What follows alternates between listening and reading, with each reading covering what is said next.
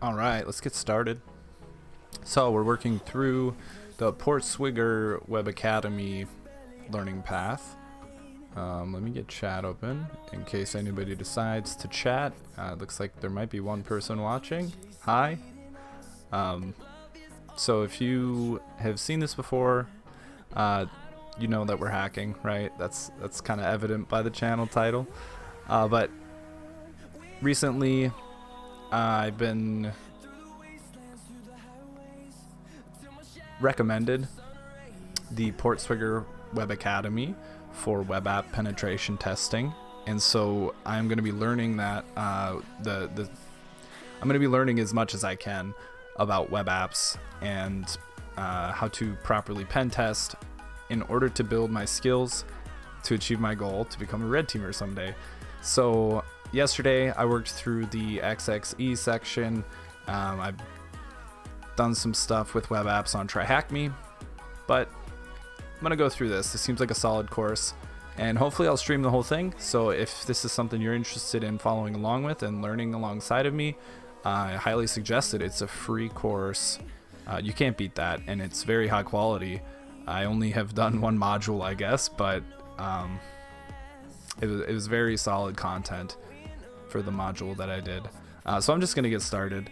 This doesn't need too much of an introduction. We're gonna be looking at SQL injection. I already have Kali open. I'm already logged in to Portswigger, and I have Burp open. So go ahead and do all that if you want to hack along. If not, I don't know, just enjoy the music. So SQL injection. In this section, we'll explain what SQL injection is, describe some common examples, explain how to find and exploit various kinds of SQL injection vulnerabilities, and summarize how to prevent SQL injection. So now, this was on the OSCP. I'm very comfortable with SQL injections. There are, I'm sure, like some very, very obscure payloads that you could throw into a SQL injection that I might not be familiar with, or might not be able to come up with by myself. But I'm gonna go through this pretty quickly. My goal here is just to get this done and learn as much as I can. Maybe we'll see something that that's new in this section, but I feel like this is going to be review for me. So if it's too quick, I apologize. If I'm going too fast, let me know. I can slow down. This is not just for me. This is for anybody who's watching. So SQL injection is a web vulnerability that allows an attacker to interfere with the queries that an application makes to its database. Generally, it allows an attacker to view the data they normally are not able to retrieve. This might include data belonging to other users or any other data the application itself may be able to access. In many cases, an attacker can modify or delete this data, arbitrary read and write, causing persistent changes to the application's content or behavior. In some situations, an attacker can escalate an SQL injection attack to compromise the underlying server or their backend infrastructure, or perform a denial of service attack. Really? I didn't know you could do denial of service with SQL injection. I suppose you could just completely take down the database, but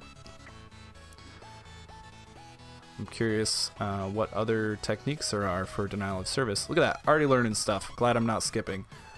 What is the impact of a successful SQL injection attack? A successful SQL injection attack can result in unauthorized access to sensitive data such as password, credit card details. Yeah, good point. So there's a lot of info stored in databases. Hopefully most of it's encrypted, but I mean, you can't encrypt everything. Sometimes that stuff needs to be reused, and yeah, I don't know where else to go with that. Or personal user information, PII. Many high-profile data breaches in recent years have been the result of SQL injection attacks, leading to reputational damage and regulatory fines. In some cases, an attacker can obtain a persistent backdoor into an organization's systems, leading to a long-term compromise that can go unnoticed for an extended period. SQL injection examples. There are a wide variety of SQL injection vulnerabilities, attacks, and techniques which can arise in different situations. Some common SQL injection examples include retrieving hidden data, where you can modify a SQL query to return additional results. Subverting application logic, where you can change a query to interfere with the application's logic. I think this would be like the login bypass. Union attacks, where you can retrieve data from different database tables. Examining the database, where you can extract information about the version and structure of the database. Applying SQL injection, where the results of the query you control are not returned in the application's responses. In this case, if you're testing for it, sleep command is very helpful if I remember right. Retrieving hidden data. Consider a shopping application that displays products in different categories. When the user clicks on the gifts category, their browser requests the URL https insecurewebsite.com products with the parameter category equals gifts. This caused the application to make an SQL query. I'm tripping up on this so hard, you guys. I always say SQL when I see SQL, so whoever wrote this must say SQL, because they're using an. You don't use an for SQL, use an for SQL. Sorry. This causes the application to make a SQL query to retrieve details of the relevant products from the database. Select star from products where category equals gifts and release equals 1. This would not work because they are missing a semicolon. Maybe I should write in.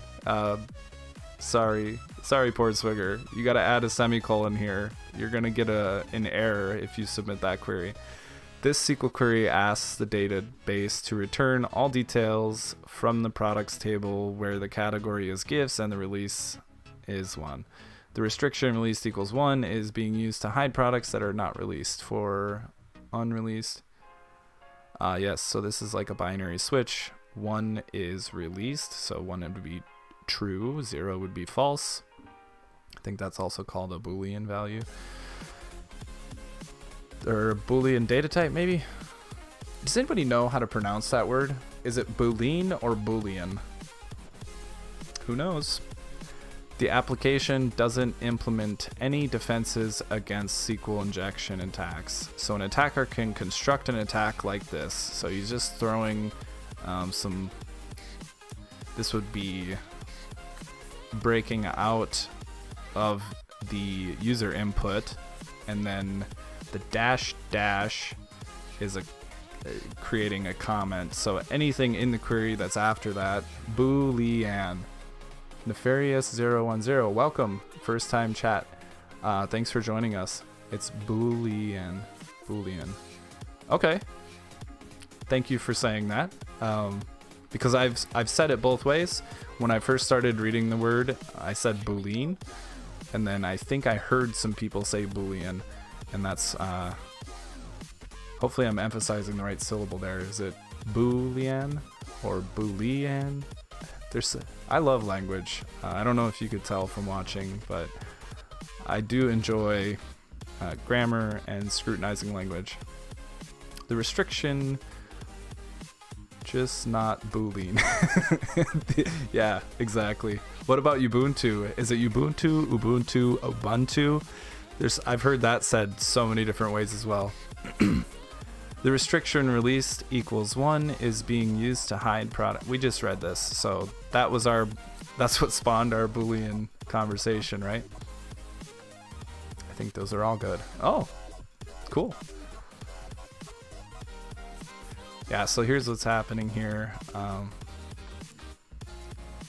We are injecting the comment. None of this is read by the query because this is the comment. This is how you comment in SQL. In a few languages, it's different in MySQL. In MySQL, I think it's a hashtag. I've probably said it all those ways myself. Yeah. The key thing here is that the double dash sequence is a comment indicator in SQL and means the rest of the query is interpreted as a comment. This effectively removes the remainder of the query, so it no longer includes and released equals 1. This means that all products are displayed, including unreleased products. Oh, that's really cool. I never thought of using it for that. Sorry, first time here. You are Nate. Yes. Yep. My name's Nate. Little intro. It looks like you're one of 2 viewers right now, so I don't feel bad for taking a minute. So I'm an aspiring penetration tester and with the long-term goal of being a red teamer. This past year, I've conquered the OSCP. That was my first big hurdle. Yes, passed the OSCP. Took about a year. OX Tiberius. You're not auto recon Tiberius, are you? No way. No, it isn't. Nuh-uh, get out of here. I don't believe it. Tiberius, oh my god. Phew. Thank you. I used auto recon for the OSCP. Loved it. Absolutely loved it. Adding the automation to it, that was incredible. Now I'm all nervous. Got the VIP chilling in chat. I'm gonna have to ignore chat. Sorry, I'm a little starstruck. Yeah, thank you for creating that tool. It's a wonderful idea.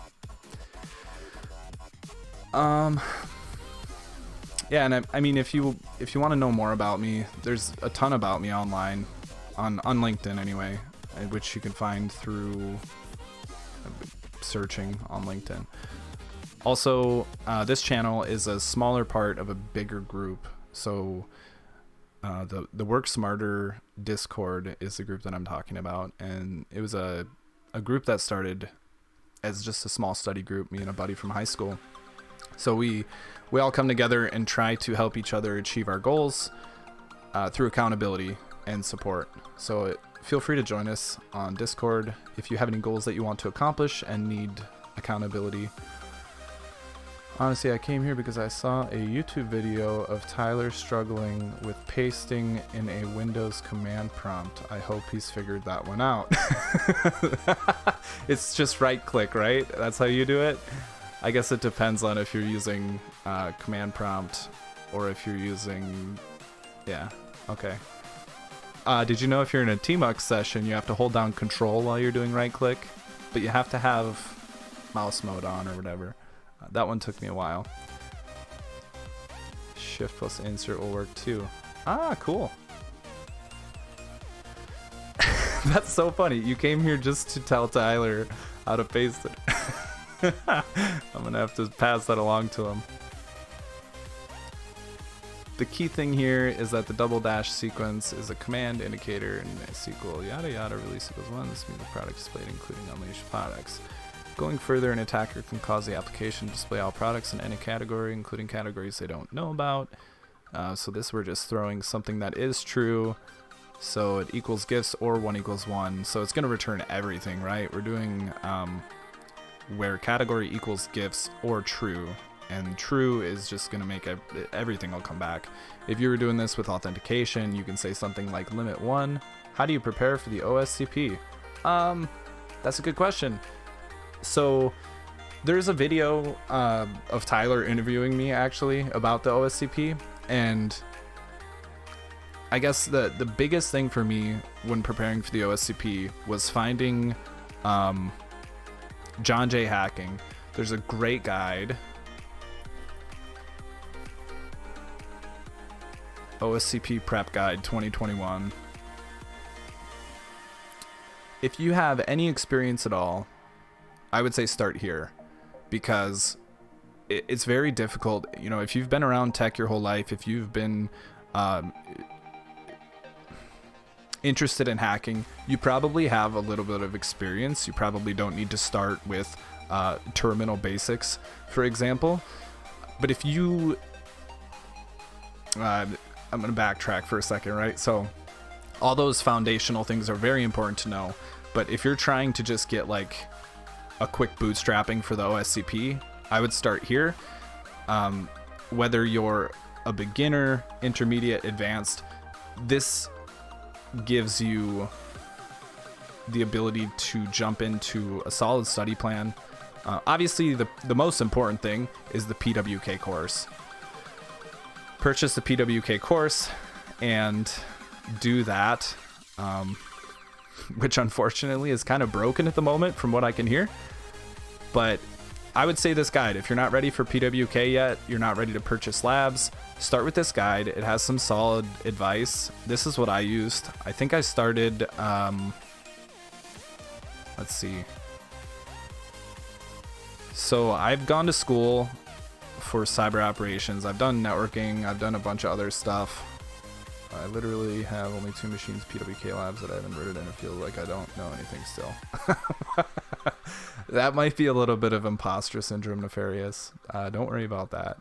Just be confident in what you do know. And I guess maybe I literally have only 2 machines that I haven't rooted. So you've rooted everything in the PWK labs except for 2 machines. If you did all of that with minimal walkthrough usage, I'd say you're in a good position. If you're on the forums all the time reading how-tos, you might want to try a few more capture the flags without using tips. Failed OSCP twice already. Ooh, yeah, that's rough. Yeah, ready to hunt. Check this out. You can hop in pretty much anywhere on here. Figure out what your experience level is, and then hop in where is most appropriate. There's a lot of good resources in here. I can't remember if this is updated for the AD or not. Let's see.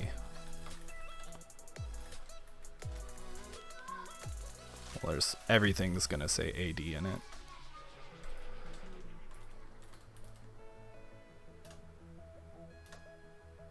I don't know that this is updated for Active Directory, but for the Active Directory section, I highly recommend finding something that you can get hands-on experience with. So TCM has a great course. The Cyber Mentor has a great course for Active Directory enumeration and exploitation.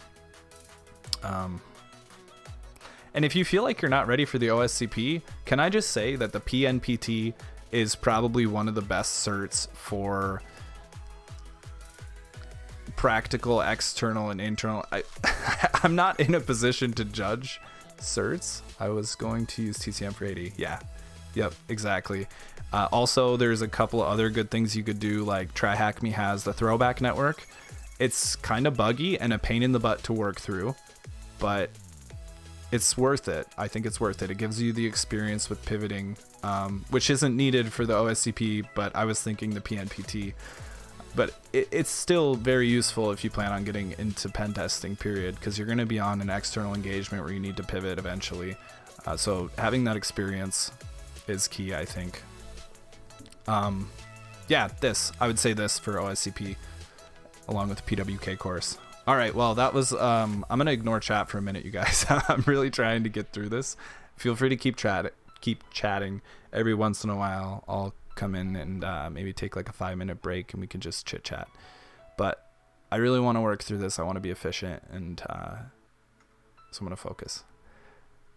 So we're learning about SQL comments and SQL injection and how we can use a comment to cut off the last half of a query to make our injection function properly. Because if you didn't do that, you could run into an invalid query, for example. Or in this case, they're saying, there is a filter, I think it's called, or a limiter that, released is true. So this SQL injection is allowing a malicious actor to see products that are not released yet.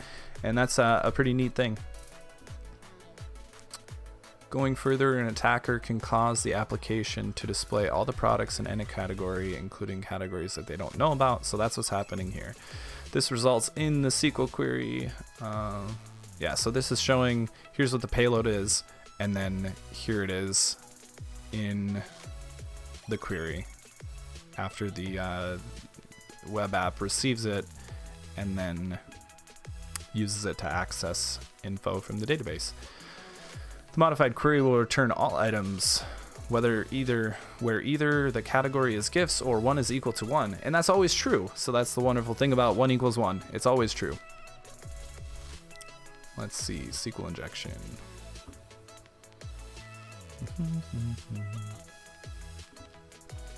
I probably should have read that. Contains SQL injection. Yeah, I'm gonna have to center click now. We'll get that open in a new tab. Maybe not. There you go. Yeah, click your scroll wheel. I don't know how long ago I learned that, but ever since I learned it, I've just like spawning tabs like crazy. It's awesome. So this is the vulnerable web app, and we're looking for a SQL injection to, I think, yeah, just like it said, we're trying to view products that haven't been released yet. So let's see what's going on here.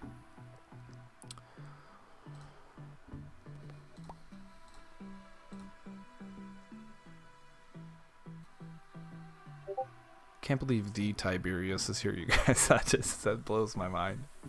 I guess we're all people, right? There's no reason to be starstruck, but I don't know. I get nervous sometimes. Who knows? There's probably some like past trauma or something, but yeah, okay.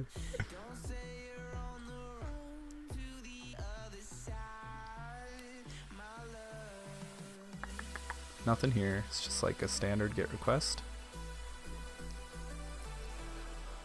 I didn't look at the headers, but we're not learning about headers, so seems pretty standard. Return to list. So there's got to be somewhere where it's going to start asking me for input, or somewhere that I can interact, do like a put or a post. Here, this is probably it right here. So we're filtering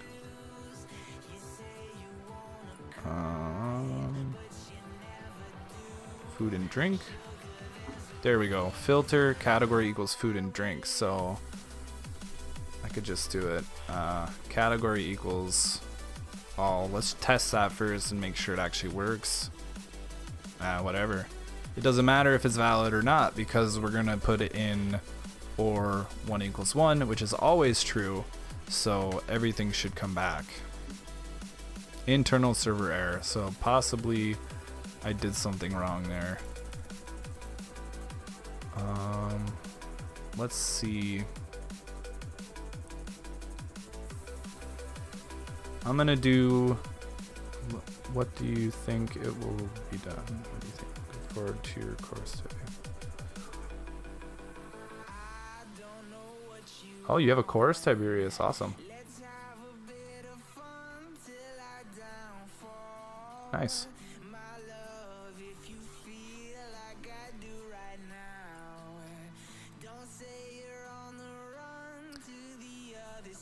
Let's see what is happening behind the scenes, or not see, but let's guess what's happening. Select star from products.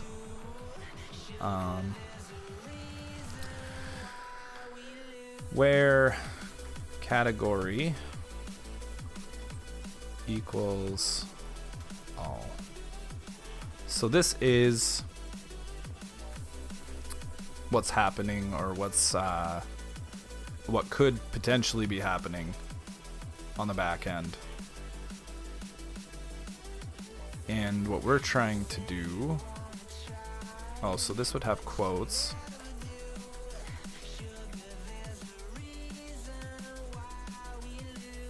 And it should be, I think, equal, double equals. No, I'm thinking of programming. Category equals, I think it's a single equal sign. Pretty sure it is. All. So what we wanted to say is or 1 equals 1, and then minus minus. I shouldn't have done that yet, right? So where category equals all and released equals, let's say 1. Because that was what the example was saying. Single equals, yeah. Okay, thank you, Tiberius. Select star from products where category equals all and released equals 1. So what we're trying to do is cut this part off. We'll need to throw in a semicolon here so that we don't get syntax error. And then, yeah, that should have worked, I think. All equals or 1 equals 1. So maybe the problem is just that I have an invalid keyword there. Let's try it with a valid keyword. You're missing a C in select. Oh, that's okay. It's just a text document. Yeah, thank you for pointing that out, though. Let's see if I can put it in the right spot. Yeah, I'm not actually going to use that part, but I appreciate that because I'm very... I pride myself in finding other people's spelling and grammar mistakes, so I appreciate it when somebody else points out one of mine. Like, for example, earlier today, someone pointed out that I typed my LinkedIn link wrong. Like, how embarrassing is that, right? Aren't you supposed to test all the links before you send them out? I thought I did. Guess not. Didn't work. So it's always cool when somebody speaks up. It's like the whole booger hanging thing, right? Nobody wants to say that, right? Nobody wants to call somebody else out. But could you imagine walking around all day with a booger hanging out of your nose and nobody mentions it? You don't notice till you get home? How embarrassing is that? You know what I mean? So I really appreciate you pointing stuff like that out. Yeah, that's always what comes to my mind. So let's try this. We'll use accessories and then we'll just piggyback off of that. Or 1 equals 1 minus minus. Still getting internal server error. Well, let's read the description a little bit more. This lab contains a SQL injection vulnerability in the product category filter. When the user selects a category, the application carries out an SQL query like the following. Select star from products. How close were we? From products, where category equals all, or yeah, and released equals 1. So it was right on in that, except these guys wait, maybe we don't need the semicolon. Maybe that's what's throwing the error.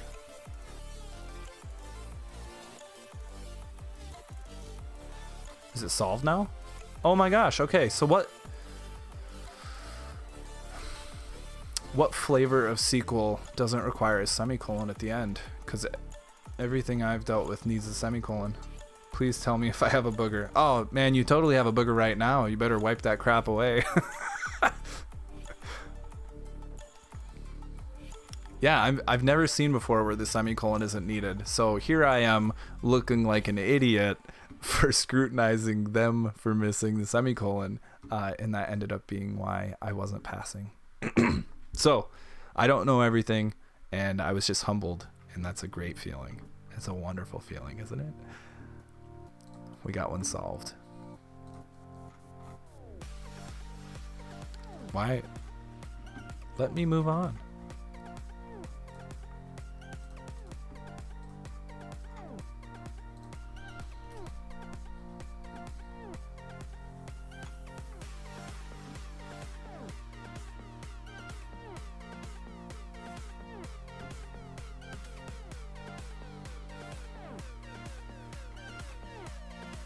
All right, here's where we are. Subverting application logic. So I saw this yesterday. Here's something really interesting. You don't generally need a semicolon in SQL if you're just sending one query. I didn't know that. I guess the flavor of SQL that I learned was Postgres or Postgre. I don't know how to pronounce that either. But in that, it's very, very pertinent to have the semicolon or you'll get a syntax error. So that's just, I guess, a result of me learning that one first. Consider an application that lets users log in with a username and password. If a user submits the username wiener... Oh, that's what I was going to say here before I got distracted, right? So one thing that's really cool about Portswigger is they were using... I don't know if you could call it not politically correct, but just like more chill. It's not like, oh, it has to be very simple and in the command line you need one, but if you're sending a query via programming language. Oh, gotcha. Okay. Yeah, it's been command line mostly for me, so that's good to know.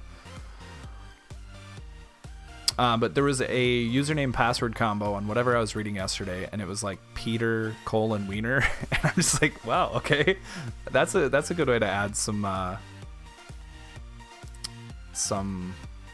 don't know. It made me laugh.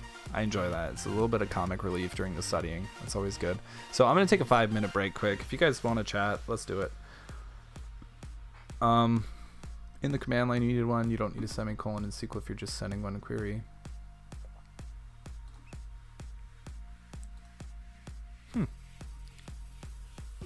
All right, what else have I missed?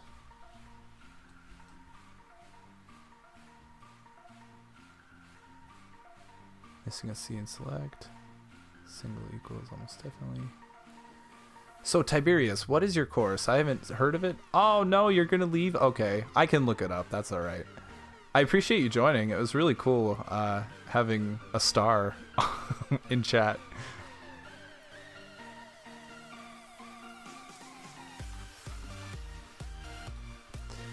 Well, any other topics? Anybody? Bueller?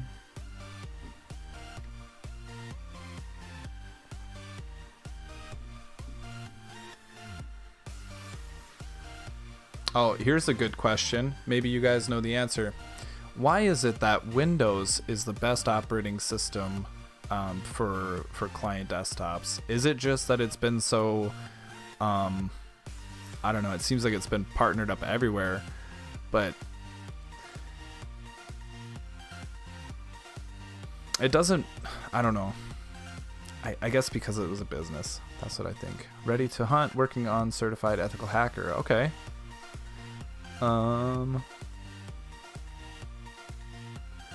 Yeah.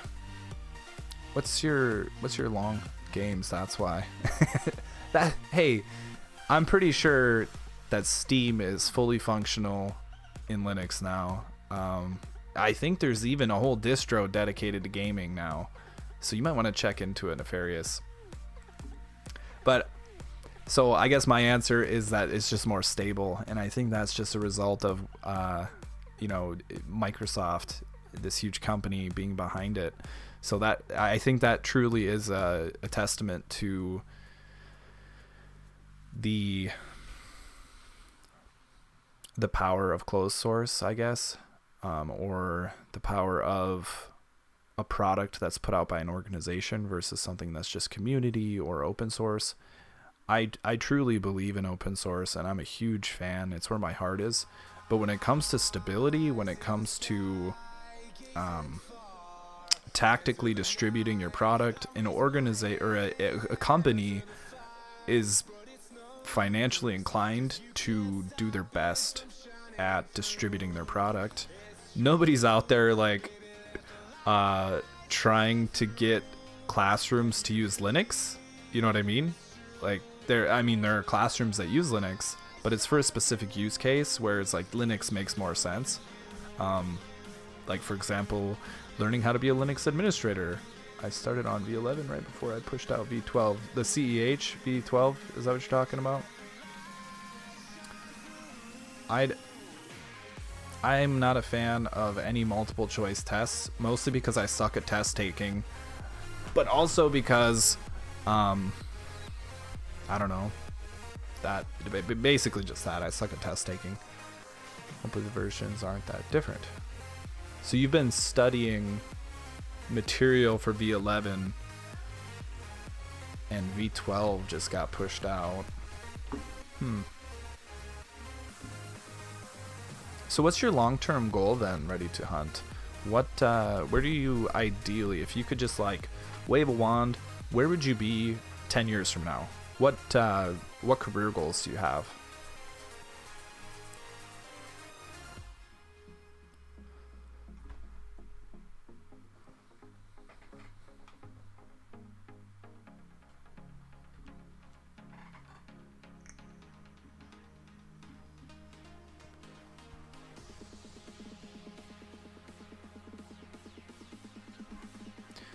There's a pretty big delay here, so I'll give it a minute for you to answer that. But I'm kind of curious, like, do you just want to hack and you don't really have like a long-term goal? Because if that's the case, senior pen tester, okay. Yeah. Were you the one asking about OSCP? Like, you might want to just do that. I don't know how much experience you have, but if you just focused on OSCP and PNPT, I don't know about certified ethical hacker. Like, I don't like multiple choice questions, and I think that they're a good way to display your ability to memorize terms and memorize concepts, which I don't know if that's a good thing or not, right? I spent most of my life focusing on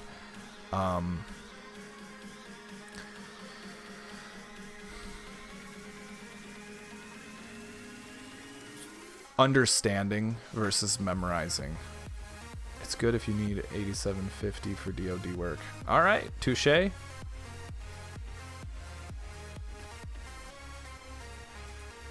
CEH will not progress you towards senior pen tester. Thank you, Nefarious. That's kind of what I was trying to say, but you said it much more concise than I did.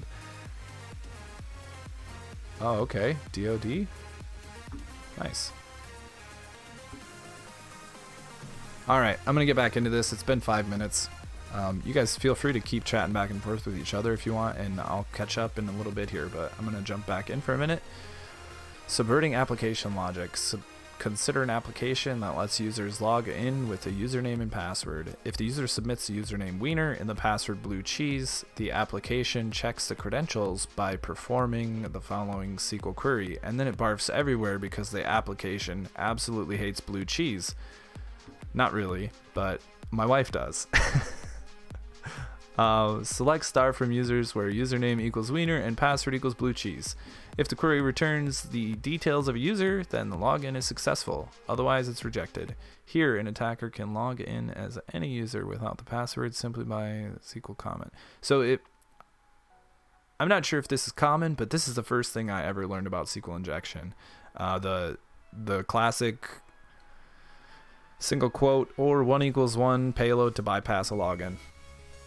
So this is, to me, this is like very rudimentary, beginner,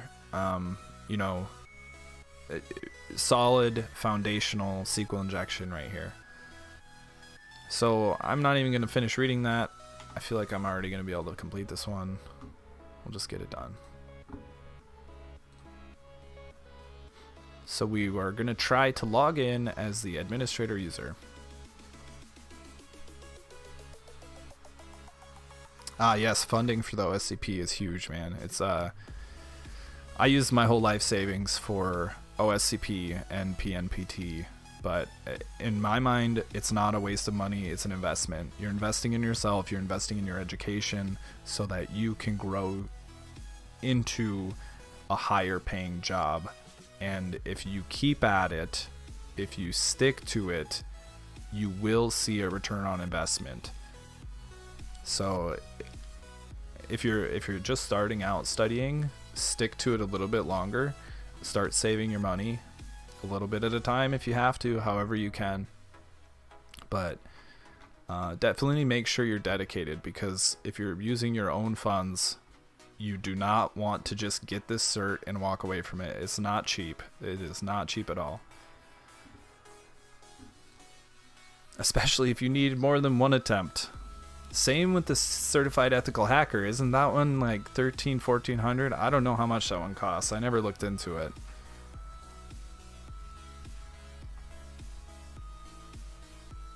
Oh, you gotta learn one sub. Man, I should have done that. But I'm taking a break from OffSec, I think. Alright, we're gonna do or 1 = 1 minus minus. No semicolon this time. And I'm gonna put it in both spots. Look at that. Got it. So it's possible that multiple records were returned. There might be more than one users in this user database, but the application logic is just taking the first returned user, which is administrator. In most cases, in a users table, user ID 1 or the lowest user ID is going to be the administrator, because it's usually the first one that's created, right? You need someone to administer the application. So we're logged in. I don't think we need to do anything else for this. We've finished it. Retrieving data from other database tables. In cases where the results of a SQL query are returned within the application's responses, an attacker can leverage a SQL injection vulnerability to retrieve data from other tables within the database. This is done using union keyword, which lets you execute an additional select query. So we're talking about nested statements now, I think. And append the results to the original query. For example, if an application executes the following query containing the user input gifts, select name, comma, description. So this is new. If you're here learning with me, so I already know this, but I'll slow down and explain this part because it's important. Up till now, we've been seeing select star or select asterisk, which is a wildcard, which means all columns or all fields in that table. So what we're doing now is selecting two specific fields or two specific columns of data from this table, and the table being products, where category is gifts. Then an attacker can submit this input, and that allows us to tack on another query, a whole nother query, where we're reaching into the users table now, and we're going to dump out the username and password. So is there not a module for that? Alright, we're going to be examining the database now. We can see that we're using a version keyword to see possibly the flavor of SQL. I need to fail the OSCP a few more times. Honestly, maybe, yeah.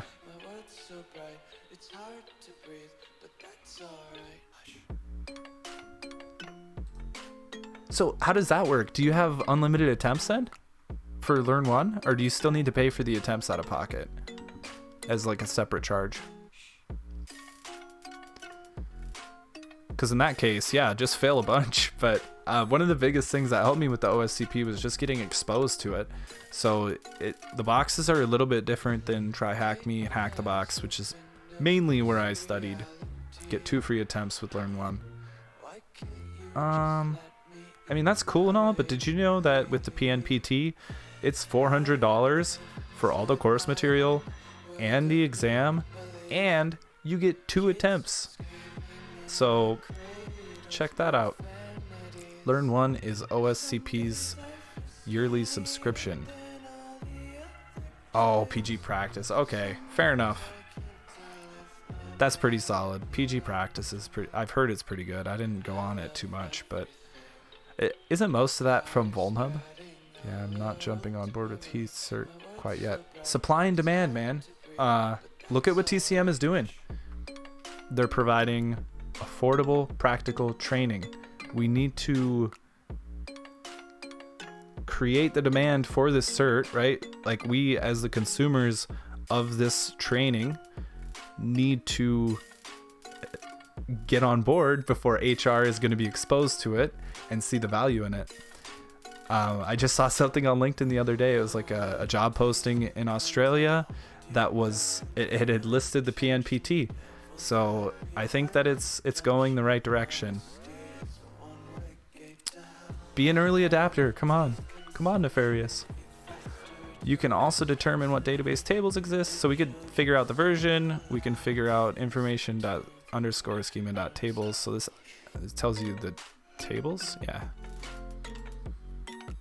And then there's blind SQL injection, which I think they're going to mention the sleep command in here somewhere. Many instances of SQL injection are blind vulnerabilities. This means that the application does not return the results to the front end, or within any errors. Basically, you can't see it. That's why it's called blind. Blind vulnerabilities can still be exploited to access unauthorized data, but the technique involves are generally more complicated and difficult to perform. Yeah, like brute forcing the name of a table, for example. Depending on the nature of the vulnerability and the database involved, the following techniques can be used to exploit blind SQL injection vulnerabilities. Okay, why would you need to know how to manually exploit a SQL injection when SQL map is there? Just wondering. I I am glad that I learned how to do SQL injections. I'm glad that I have the experience and the foundations, but there's a tool that does it. There's a tool that does it. Like, I don't know. It makes sense, I guess, right? You need to know some of the fundamentals in order to take full advantage of the automations, just in case it breaks, right? What if you need to start over? Outside of the OSCP, why not SQL map? Agreed. 100% agreed. That's one thing I really, really, really like about the PNPT. You could use any tool under the sun. I think. I did. I think I used, well, I don't know if I'm allowed to say, but I don't think there's any tool restrictions, which is awesome. I wish I would have done Metasploit, what is that, the course? Metasploit Unleashed. That's something that's on my to-do list, because really, like, why exploit anything manually when there's a Metasploit module for it? Yeah, I don't know. Anywho, depending on the nature of the vulnerability and database involved, the following techniques can be used to exploit bind SQL injection vulnerabilities. You can change the logic of the query to trigger a detectable difference in the application's response depending on the truth of a single condition. This might involve injecting a new condition into the Boolean logic or conditionally triggering an error such as divided by 0. You can conditionally trigger a time delay in the processing of a query and allowing you to infer the truth of a conditional based on the time.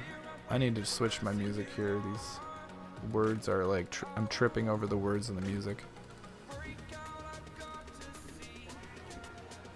Also, if I get a copyright strike for listening to non-copyright sounds or no copyright sounds, I'm going to be a little bit bummed about that, because I do this specifically not to get copyright strikes.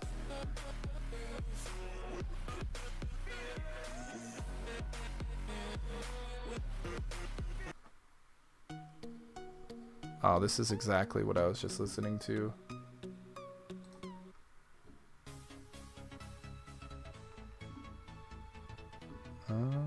I think this is too.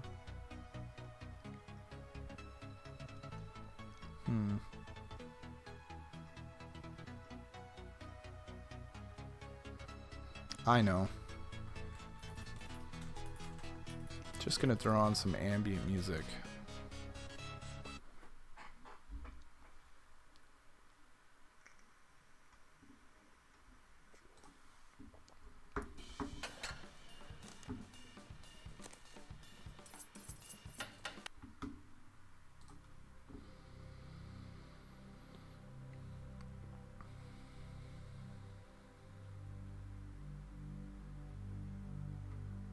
Yeah, that's true. That's a very good point. You need to know, essentially, you need to know how things work for troubleshooting. That's basically, I think, the gist of it, right? Or in case, let's say that a huge solar flare comes and all of our tech is destroyed and we need to rebuild from the ground up. We're going to need people with stuff stored in their brains to rebuild it, right? So I guess in that sense, it's important.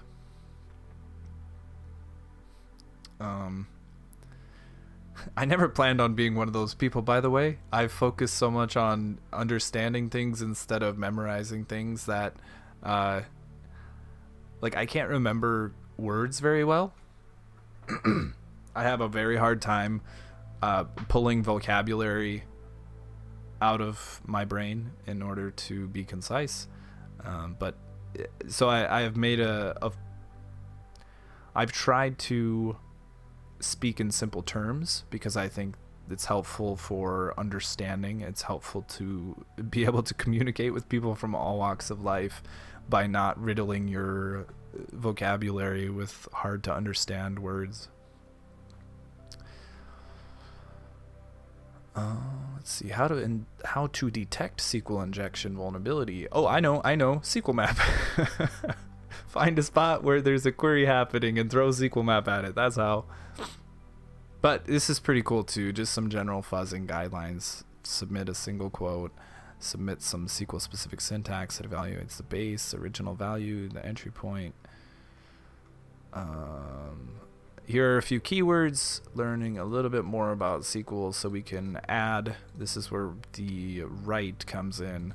Update, we can modify. Select is read. Order by, we can sort. What's going on here? SQL injection in different contexts. This might be interesting. So we have some XML, it looks like, with a SQL injection in it.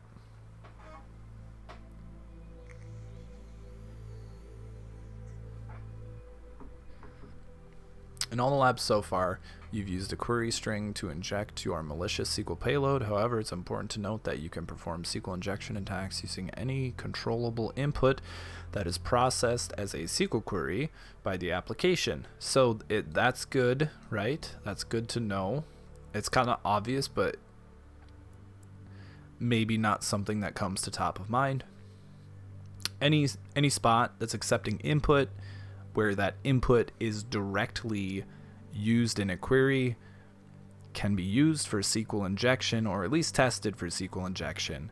In the way to, or I guess one of the ways to remediate SQL injection is through parameterization of queries, meaning your input, the user input, is treated as untrusted. It's stored in a variable and then passed to the query in the variable, so that it's not treated as part of the query itself. It's treated only as a value that's in the query, right?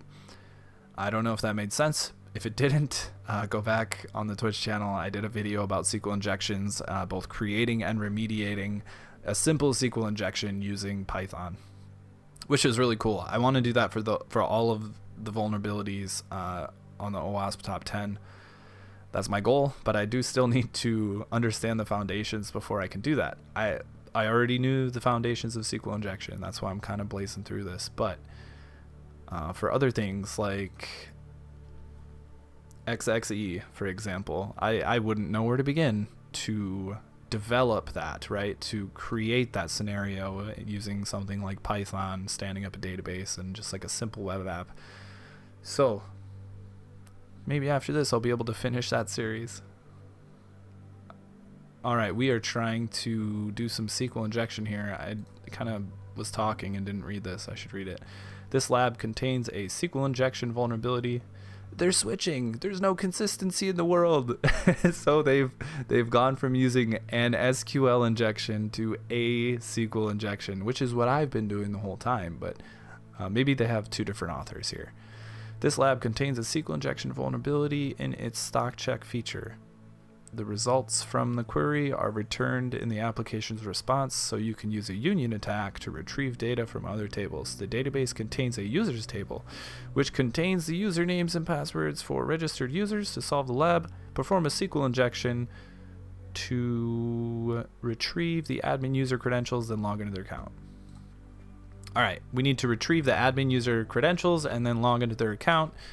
I didn't see a log. Oh, we do have a my account here. Let's check that out. Let's do some SQL injection. What do we think's happening on the back end?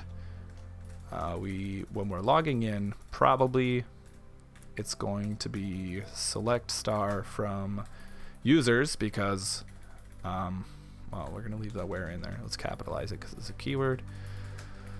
Where username equals, and then I'll just put username here. It's like a variable. And then we're gonna say and password equals password.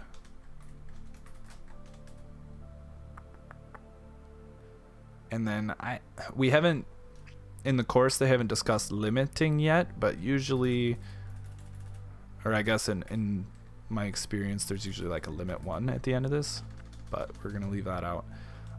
So this is what our backend query probably looks like. Select star from users, where username equals username and password equals password, and then these are the values that are passed into the text boxes that we can see on this login screen. So how can we dump the administrator's credentials? First of all, we could probably just bypass the login, but then we don't have the admin's password. Where is that video? Are you talking about the video of the Python creating a SQL injection and then remediating it, because that might have, if it's not in the Twitch history, it may have fallen off, and then in that case it's a local video on my computer, because I need to get better about uploading my recordings to YouTube. If it's something you're interested in seeing, I can definitely, it's a 1-part series so far. But if you want to see that video, if it's not on Twitch in the history, let me know, and I can get it uploaded to YouTube and send you a link. How's that sound? Or maybe later today I can like use the replay feature and just replay it on Twitch.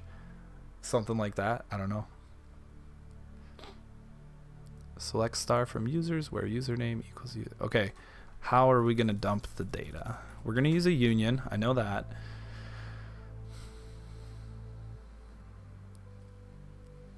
Let's say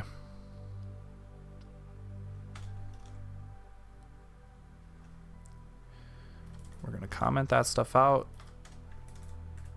Let's not use the semicolon because I haven't been using the semicolon. And then we'll say union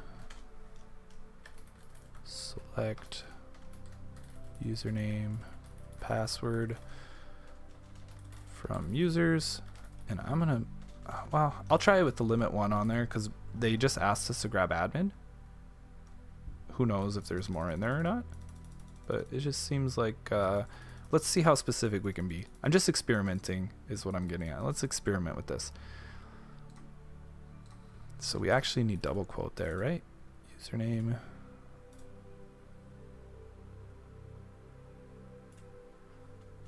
No, that's not true. So let's say that our username is just test.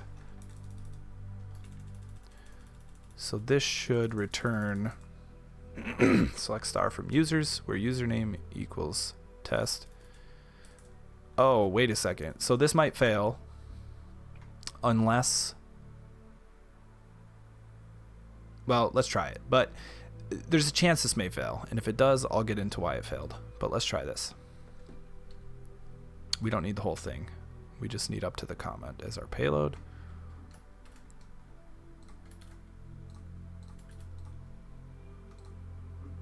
Holy smokes. It knows. It's become self-aware. Everybody run. Attack detected. How did it detect that I'm doing an attack? This lab contains an SQL injection vulnerability in its stock check feature. Oh, that's why. Okay. I'm attacking the wrong thing. That's why. So let's just get logged in. No, we don't even need to log in. We need to use the stock check feature. This is why reading is so important. It reminds me of a test that we took in high school where the teacher passed out this paper to everybody, and it was like kind of an experimental test, they said. But if you read the instructions, it says put your name at the top, turn the paper over, and put your head down. And then it's like the front and back are filled out with a bunch of random stuff like stand up and flap your arms 3 times, shout babaluba, and just like all this random stuff. So the people that read the instructions got to put their head down after writing their name at the top of the paper and listen to the rest of their classmates that didn't read the instructions do a bunch of crazy stuff. Okay, yeah, Captain Stupid. I did that one. And I got it right. So at the time I was very diligent with reading instructions. For some reason right now, I'm just kind of blowing through this. Maybe it's because, I don't know. I want to get it done is why probably, but I should probably just slow down, pay more attention, be more mindful. But yeah, that was a fun test. I kind of want to give that test to my kids when they're both old enough to read. That would be funny to watch. Maybe they'd get it right and it wouldn't be so funny. But it would be a proud moment, right?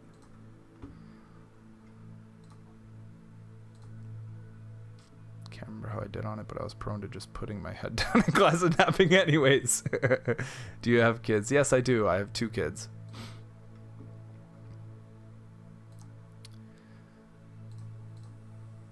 Check stock.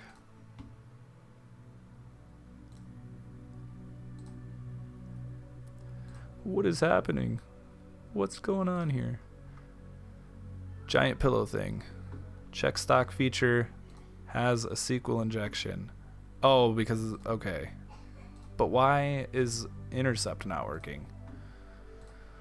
It doesn't need to work, I guess. Product ID equals 1, and then we'll post the rest of our payload there. We'll get rid of that test value because we're not actually using the login feature. And then I guess try that, see what happens. Oh, sure, now Burp wants to work. Thanks, Burp.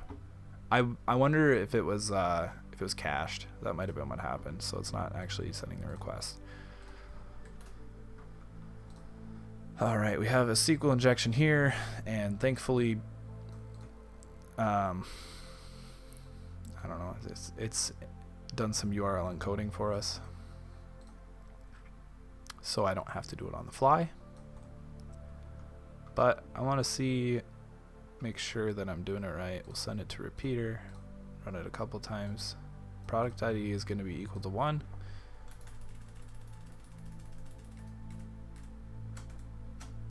And let's try it the first time. We'll try invalid product ID. So product ID equals 1.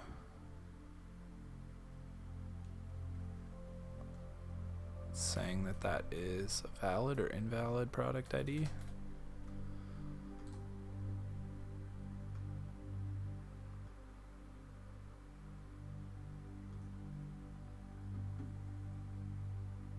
Via XML encoding. Oh, you guys. I shouldn't have read through that so quickly. Or I guess a better way to say that is I shouldn't have skipped that section.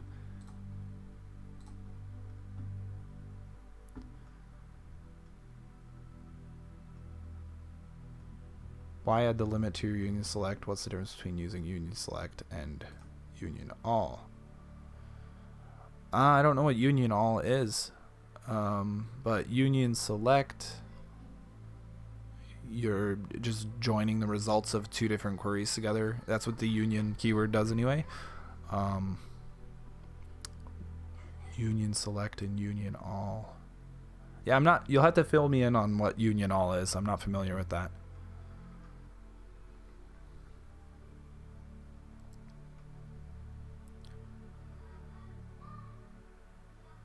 The limit one, that's just me experimenting. The limit one probably isn't needed. I just put it on there. So I could take it out and see if that works. So we saw this one. We're subverting application logic. What part did we skip over? The part that talked about XML.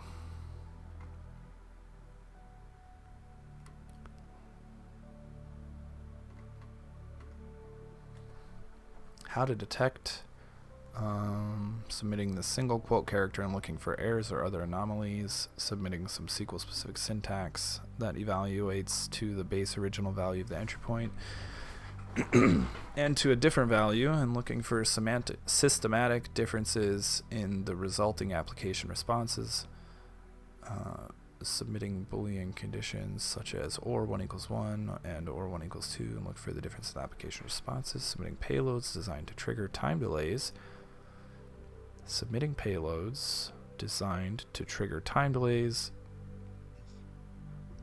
when executed within an SQL query, and looking for differences in the time taken to respond. Submitting OAST. What is that? Open application. I don't know what that is.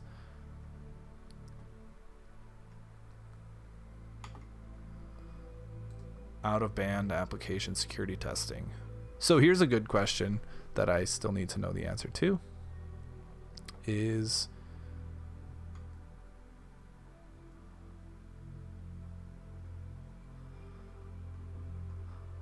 what is the difference between in band and out of band, and how can I remember that? Maybe this will answer it. Out of band application security testing, it's like Toast without the T. Uses external servers to see otherwise invisible vulnerabilities it was introduced to further improve the DAST, Dynamic Application Security Testing model. And so, correct me if I'm wrong, please, but I believe DAST, or dynamic testing, is the opposite of static application security testing, which would be something more along the lines of code review. Dynamic testing is interacting with the application and manually looking for vulnerabilities instead of finding it in source code.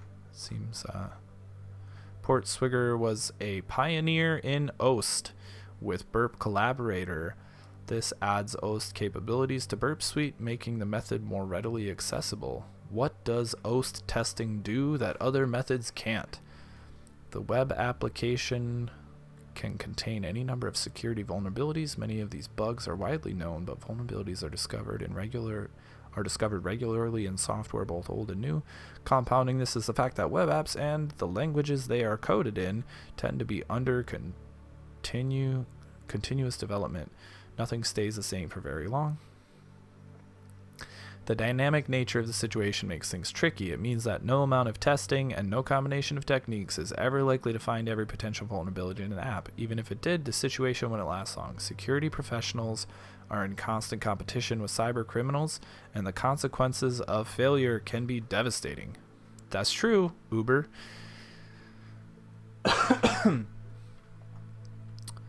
Invisible vulnerabilities, DAST. The main selling point of DAST, which is dynamic application security testing, has always been that it can produce results of very high quality. If you're browsing a report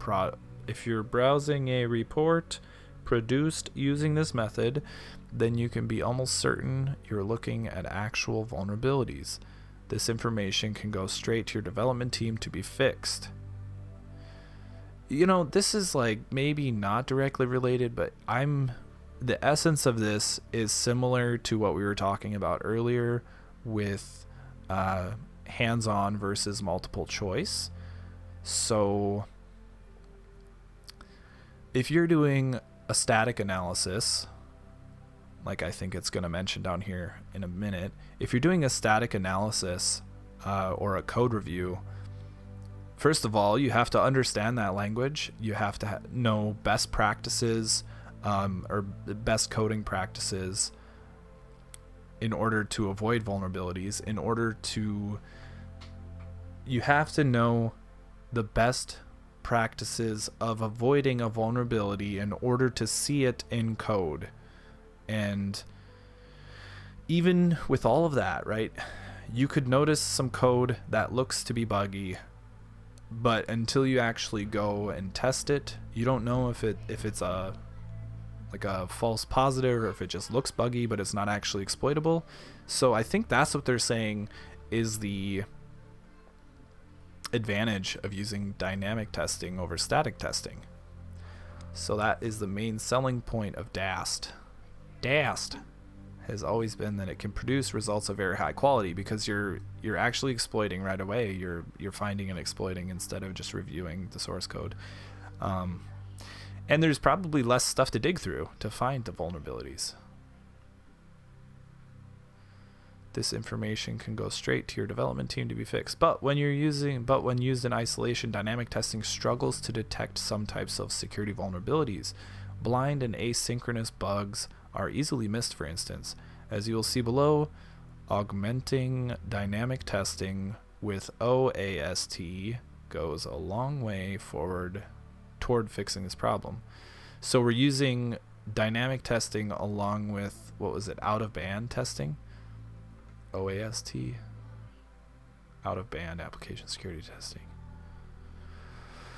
Let's see, how does OAST work? OAST improves the results of return. Did I skip a section? Yes, false positives and static analysis.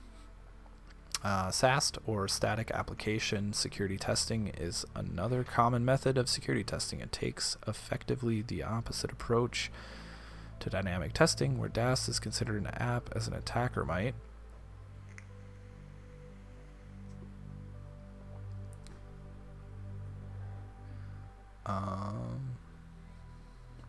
the outside in, SAST looks at the code itself. So we're doing code review. This approach gives it a different set of benefits and drawbacks. The main problem here is that because SAST doesn't actually execute any code, it can only see what might be going on. So false positives, ding, ding, ding. This means that in general, SAST will produce a larger, noisier set of results than DAST. This noise comes in the form of false positives. Among these will be real vulnerabilities, but it costs time and money to determine which they are. So there, I believe we're running into a problem of finding the signal in the noise. So in defensive operations, this reminds me of something like a SIEM or any type of alerting mechanism that you may have that isn't properly tuned. What ends up happening if something is not properly tuned, the alerts are not properly tuned, is you end up with a bunch of false positives. And when you have a bunch of false positives, someone has to spend time, which means that money is being spent or value is being diminished in order to essentially find the truth in this list of things that could possibly be true, which is just it can be pretty wasteful. Now, there's a whole discussion that has to happen about if it's worth doing. It's possible that it's not wasteful in the sense that the value that it provides, the outcome of it, is required for the business need or required in the business context. So I do see what they're saying here, though. That's it. Interesting, or I guess I'm intrigued by how that was put together in my brain, I guess. I don't know. How does OAST work? OAST improves the results returned by DAST security testing. OAST improves the results returned by DAST. So the shortcoming of dynamic analysis was that dynamic analysis, what was the shortcoming? The coverage, I think. It's hard to exploit some things, or it's hard to know that they're there without seeing them in code. But through out-of-band application security testing, combined with dynamic application security testing, we're able to improve that or work through that shortcoming, maybe. In many ways, it is itself a dynamic method, albeit one that can see around corners. This is because dynamic application security testing really just denotes a test that can't see the inner workings of an application. This could also describe OAST. Oh goodness, I think I need a break. I'm going to take 5 minutes, you guys. I'm going to get up and stretch and walk around, get some water. We'll see you in 5.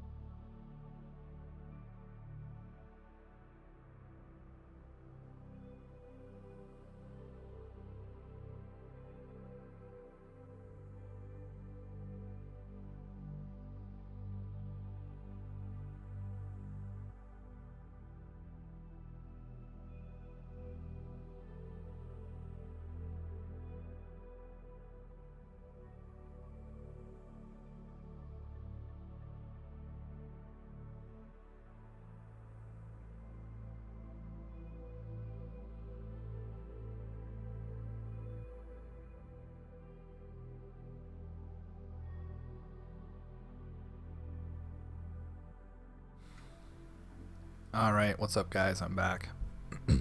I'm gonna take a look at chat quick.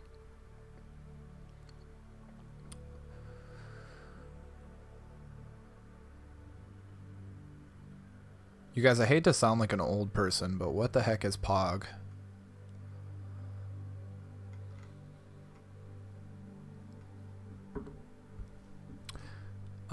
I've seen it all over the place. I just never looked into it.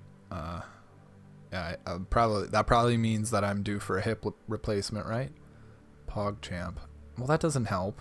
I appreciate the emoticon. What are those called? Emotes? Yeah, appreciate the emote that is, says Pog in it, but I don't know what pogging is. Or I don't even know if you can use it that way. Is pogging a thing? Use pogs with slammers. Okay. All right. And so pogs get used with slammers. So what is a slammer? Something that you can use pogs with? Is that how that works? Kind of like one exists because of the other. It's like our whole economy, right? It's a lie. It's just we all have agreed that this is valuable, so therefore it is. And yeah, that's probably what's happening with pogs and slammers, right?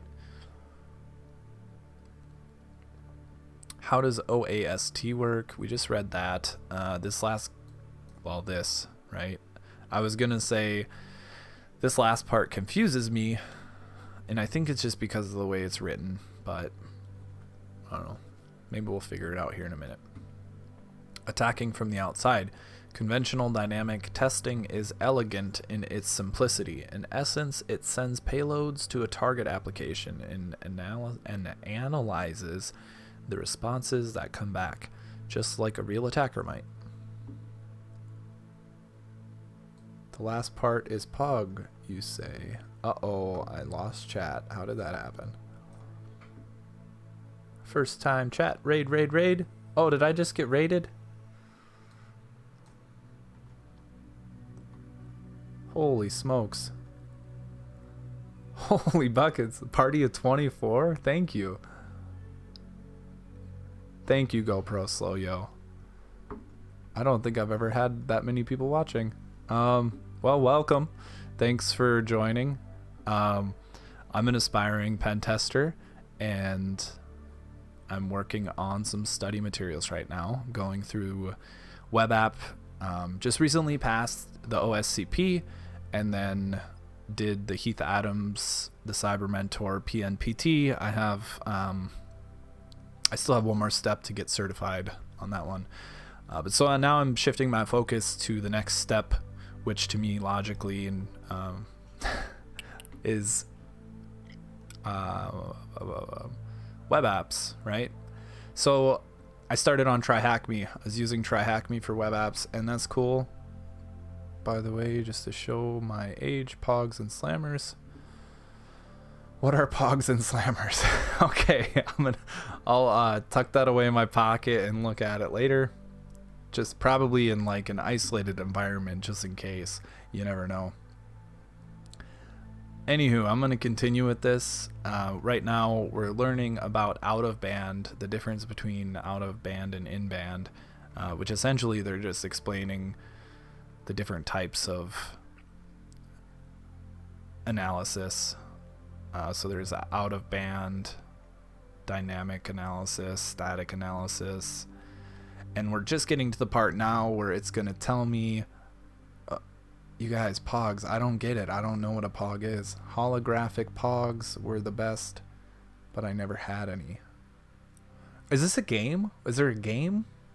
Is it like the, what was that little, my sister had one, like the Pocket Pet or whatever the heck it was called. OAST improves the results returned by DAST. So I just read that part. We're attacking from the outside. Conventional dynamic testing is elegant in its simplicity. In essence, it sends payloads to the target application, which I think is represented by this, and analyzes. I don't think that's how. Isn't it a Z in analyzes? I could be wrong. I've always put Z though. Maybe that's mine. How long have you been streaming? I'm pretty new to it. My buddy from high school, Tyler, him and I co-own this channel. Raiders. So this channel is a small part of a bigger group called Work Smarter, and the Work Smarter Discord is a wonderful place to be if you have some goals that you've been procrastinating. So we meet once a week to discuss our goals and our progress, and then we follow up with each other and hold each other accountable.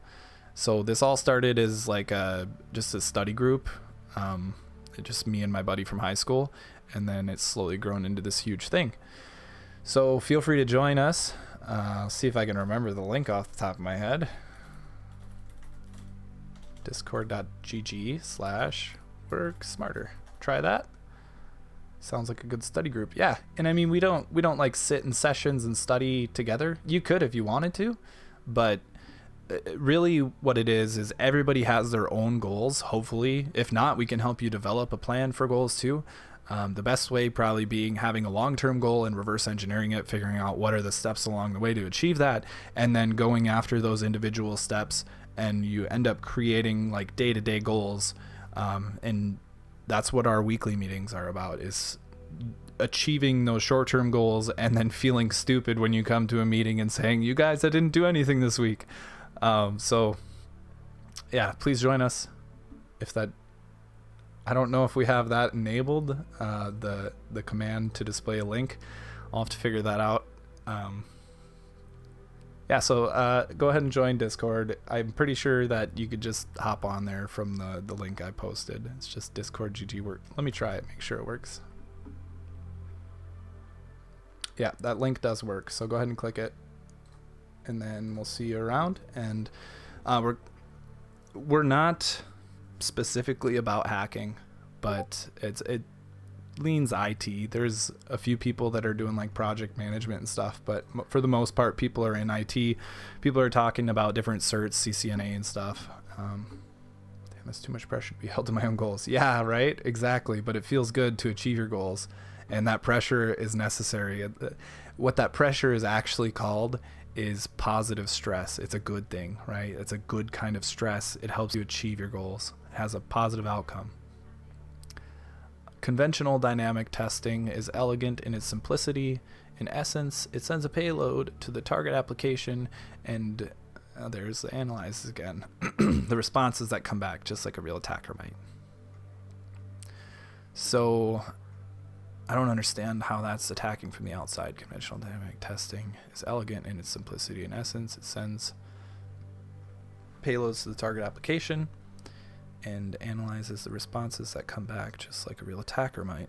Oh, that makes sense. When you send a DAST payload and your target comes back to you with a response suggesting a vulnerability, you can be pretty sure it's real.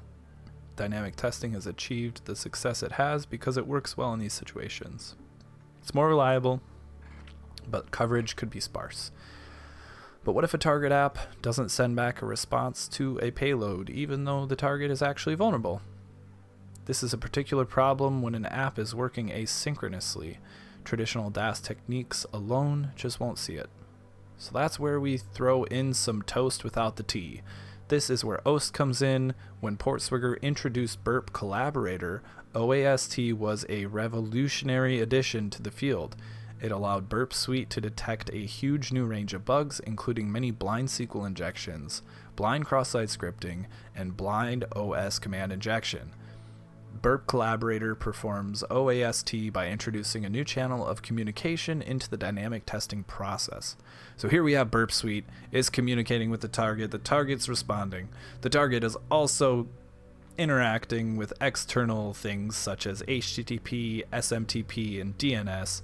And then, so we're like testing the app or the target as well as the target's friends. And we're monitoring and controlling the target's friends. Hence, collaborator. That makes sense. I like it. So what's actually happening here? Well, as we mentioned above, Burp's Collaborator can search for a huge range of vulnerabilities that were once invisible to DAST testing. If a vulnerability is blind, then it sends back no useful response to us when we send a test attack, even if the attack is successful. We need a way to bypass this. Out-of-band testing methods are that bypass. It's done by sending an attack payload that causes an interaction with an external system we have control over that sits outside the target domain. OST, the easy way. With Burp Collaborator, this is easy to do. So, I've read about Collaborator a few times here. Let's check it out. Is it a whole tab? No, it's not. Well, is it pro only? Because I don't have a pro license. With Burp Collaborator, this is easy to do, even if you don't control any external system to use this purpose. Burp Suite Enterprise Edition and Burp Suite Professional can both communicate with the Burp Collaborator server for testing purposes. And if you'd rather, then you can always configure a private server to do the same thing. Burp Collaborator can identify the precise burp scanner payloads responsible for each interaction it receives. So if something useful comes back from the target, you'll know exactly what triggered it. This process was designed primarily to be automated, and it sits inside Burp Scanner. For advanced users, Burp Suite Professional also includes manual OAST tools. The advantage of testing out of band. Real vulnerabilities. So all that reading, everything we just read, condensed down into a Venn diagram? Is that what this is? Venn diagram? Possibly. As you can probably see, automated OAST is a powerful technique to add to the security tester's arsenal. Well, yeah, if it's gonna cost a bunch of money, I hope it is. If it's not available on community. The Venn diagram above, ooh, it is a Venn diagram. Yeah, thanks high school math. Shows how OAST greatly increases the number of security issues DAST can identify. Some of these might also be picked up by a SaaS tool, but in many cases, this would be unlikely. And OAST comes with all the same advantages as conventional dynamic testing. It rarely produces false positives, meaning that its reports can be trusted. Like DAST, OAST. Is that common? Does anybody on here know? Do you commonly read these acronyms and just pronounce them as is? Like DAST and OAST, or is it OST, toast without the T, is agnostic. Like dynamic testing, out-of-band testing is agnostic as to the language an app is written in. There's no need for multiple pieces of software, even if you just want to scan multiple web apps. This couples well with Burp Suite Enterprise Edition's huge scalability. Your whole web portfolio can now be scanned by a single piece of software. Does OAST testing have any disadvantages? We're almost to the end here.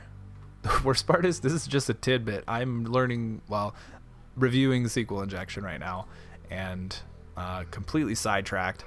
But the whole purpose of this is learning, right? I am learning. Hopefully you're here to learn as well. Or maybe you're just here to hang out and chat. That's fine too.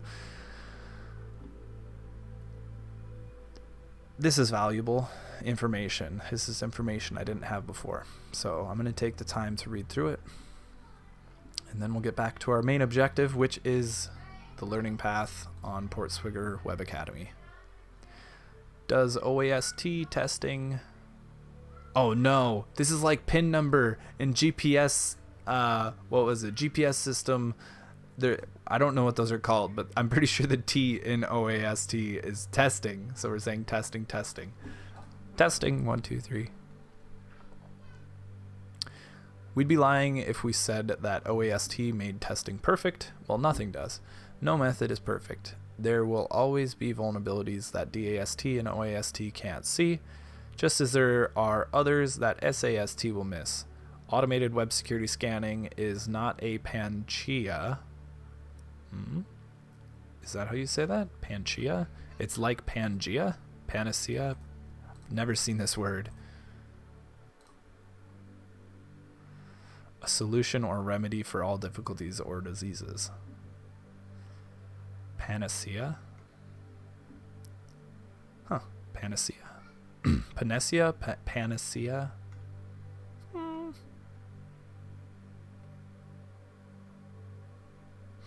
Ooh, they also have loans.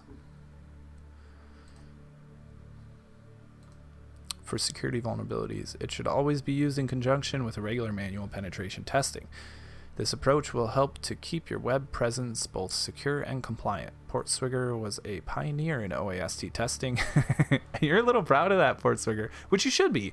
It's a huge deal. If you're making something that's inefficient, you're making it more efficient. That's awesome.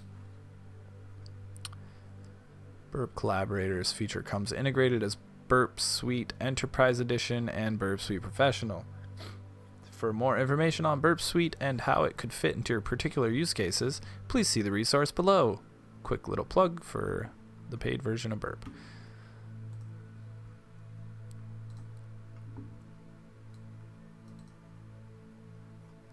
All right, back to SQL injections.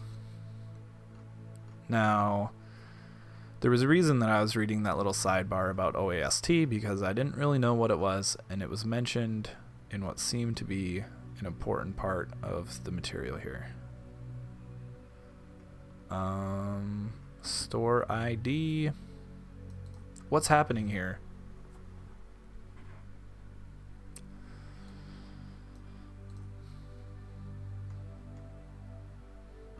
So this is probably what I missed. This is the important piece I missed, I think. These different formats may even provide alternative ways for you to obfuscate attacks that are otherwise blocked due to web application firewalls and other defense mechanisms. Weak implementations often just look for common SQL injection keywords with the request. So you may be able to bypass these filters by simply encoding or escaping characters in the prohibited keywords. For example, the following XML-based SQL injection uses an XML escape sequence to encode the S character in select. That's the piece we're missing because we're getting, well, not on here we're not, but on the login screen we were getting like some kind of error. Oh no. I waited too long. Session must have timed out.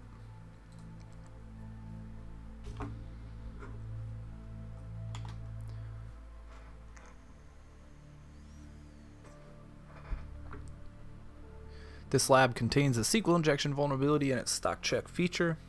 The results from the query are returned in the application's responses. So we know that we're testing the stock check feature. We know that the query results are going to be returned in the response, so we can use union to retrieve data from other tables. The database contains a user's table. All right, we know we're using stock check. Let's get to the stock check. Hologram stand-in.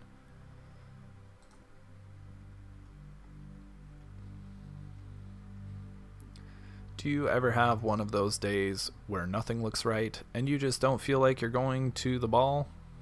Never fear, hologram stand-in is here. There are times when you can't say no to that important invite. You need to show your face to the right people. You could have turned that into bars, flip that around. Into people of the right? It could have rhymed, invite and right. But we all have days off, and we know we won't be showing the right face if we turn up feeling like a sack of potatoes. There is nothing wrong with feeling like a sack of potatoes. Potatoes make French fries, and French fries are delicious. We spend time with our customers when they are having their best days with a 360-degree hologram mapping. I can't wait for that technology. That'll be so nice. It always makes me think of like Jimmy Neutron or, I don't know, like in Star Wars, when R2-D2 presents the message of Leia asking for Obi-Wan's help. Like, when are we going to have that? I guess we do have that. Didn't Michael Jackson did a concert with Lil Wayne or something, or a concert with somebody after he died because of the holographic, is it holographic technology or hologram technology? Anywho, let's get back to it. I was just giving my brain a little rest there, reading a lot of technical jargon, and that was some relaxing reading. That's kind of nice. So the stock check feature, let's turn proxy off, back on, get the buffer all emptied. Turn the proxy back on in the browser. And we'll do a stock check for Paris.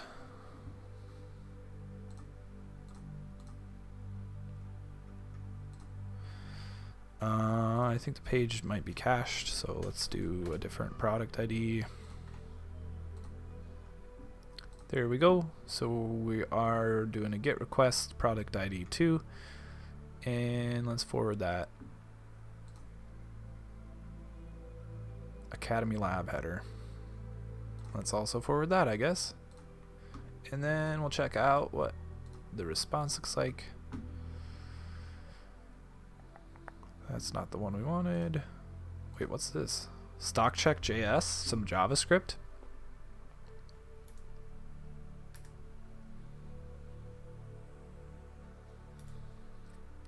That is not the objective. Stick to the objective, Nate. Stick to the objective. Here's our GET request and our response.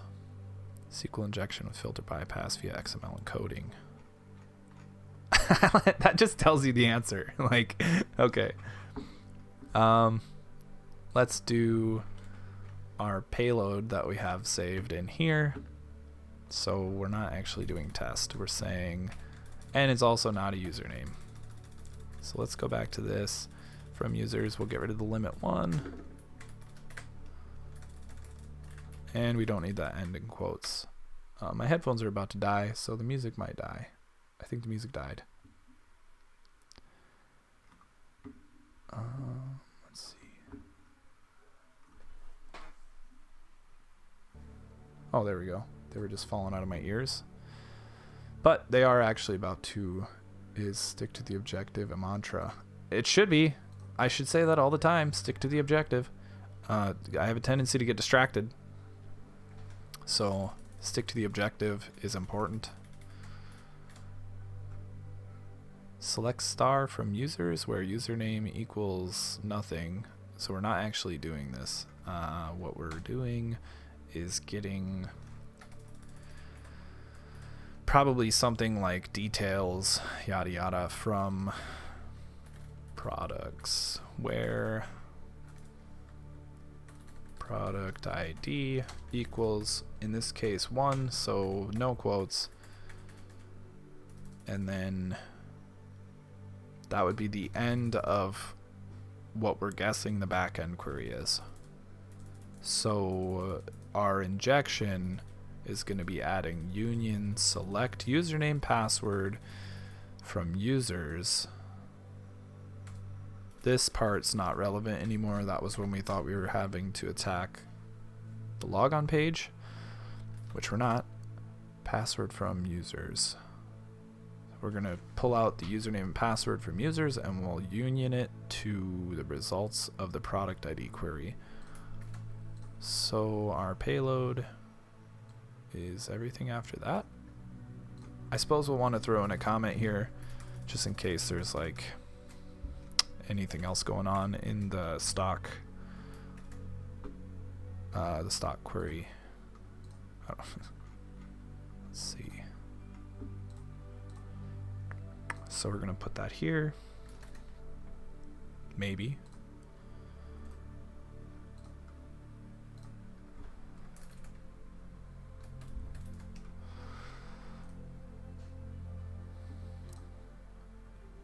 Oh, I see. Alright. Can't edit the history unless you can go 88 miles per hour in a DeLorean. Then you can edit the history.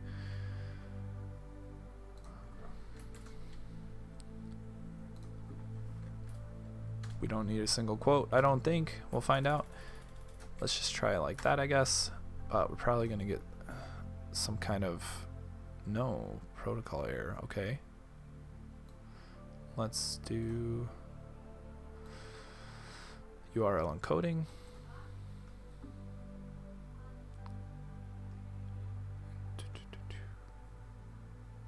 My eyes are kind of starting to hurt from squinting.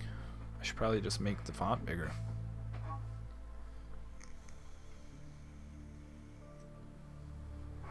Or here's an idea. I'll open up a Patreon, and then you guys can donate money for me to buy a larger monitor. That way I don't have to squint. Base 64 for the lack of spaces, maybe.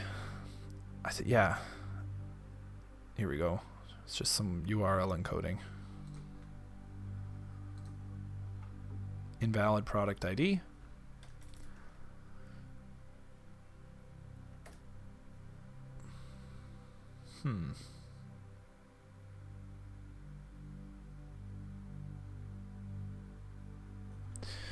So the other interesting thing is that this said we were going to be modifying some XML.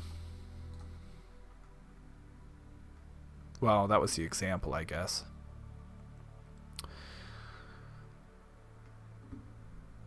So this is, we're not actually doing like a post request, we're just doing URL parameters because we're testing the stock check feature. The results from the query are returned in the application's response, so you can use a union attack to retrieve the data from other tables. So something's not working here. I'll try a single quote in there, I guess. Invalid product ID.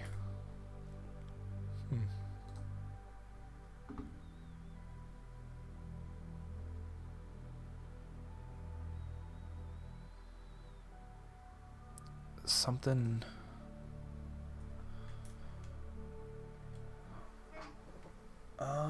What's happening here?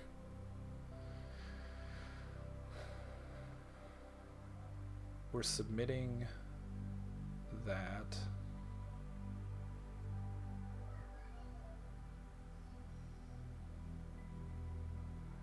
Just a guy 1 2 3 4 5 6 7.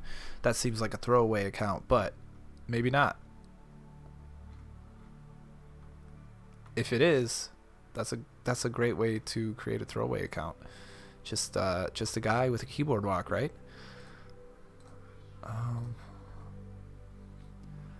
What are we gonna do?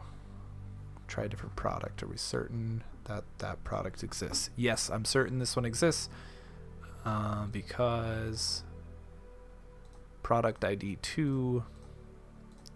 Let's see here. I pulled it from this valid query or this valid request, which is the CES Tech. So product ID 2 is definitely valid, but it's taking all of it. I think it's taking all of this, so it's an invalid product ID.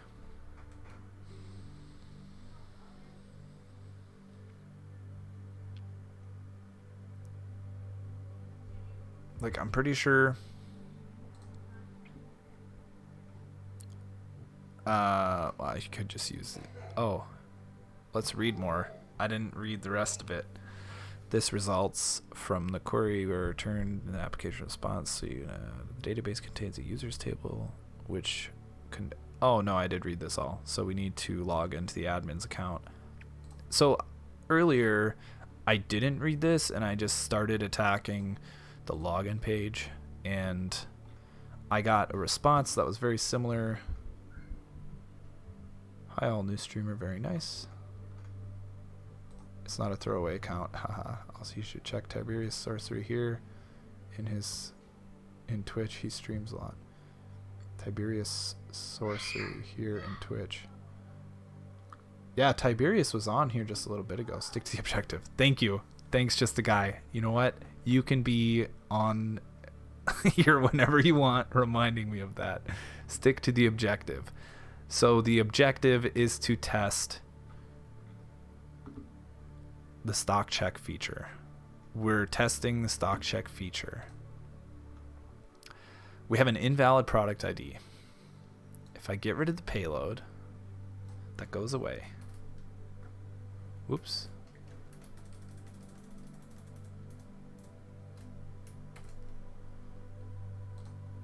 I think. Yes. So this works. when I add, let's just try a single quote. So we're still getting invalid product ID. What if we just add a plus with nothing behind it? Still invalid product ID. Is there something that burp is highlighting your payload in 3 different ways and colors?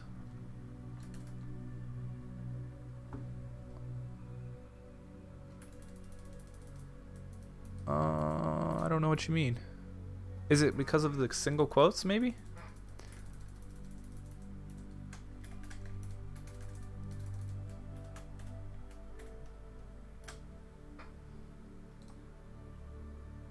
Nope. Black, blue, red. So the black is just text because that's, you know, how stuff is, I guess, black text.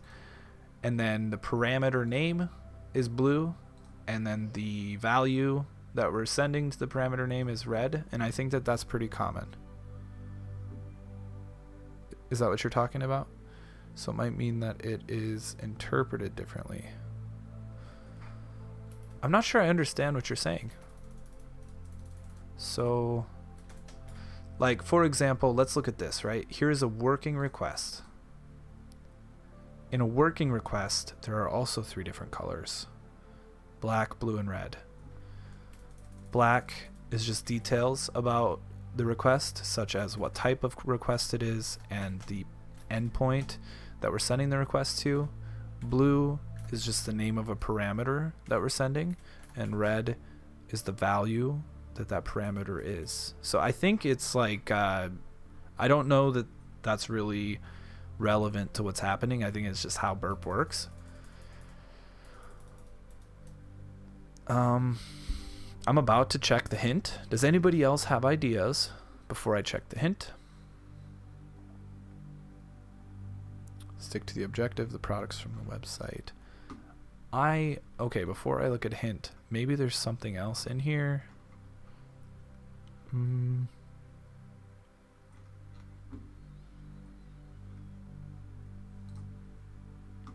So we have check stock, product ID.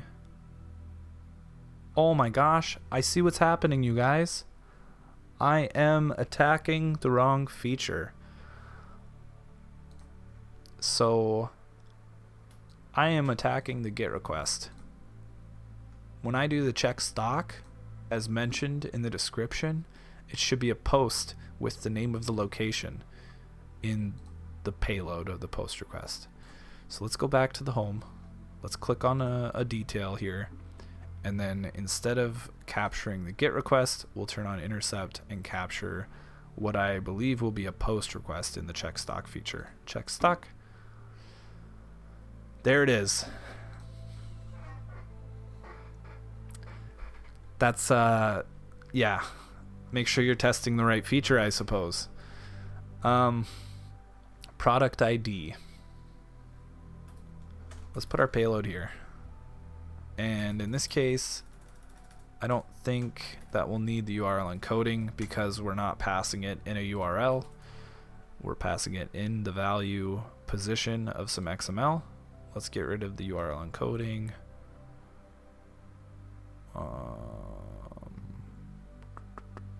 I'm gonna have to send this to repeater anyway. Let's just do that quick. Where, oh where has my little dog gone?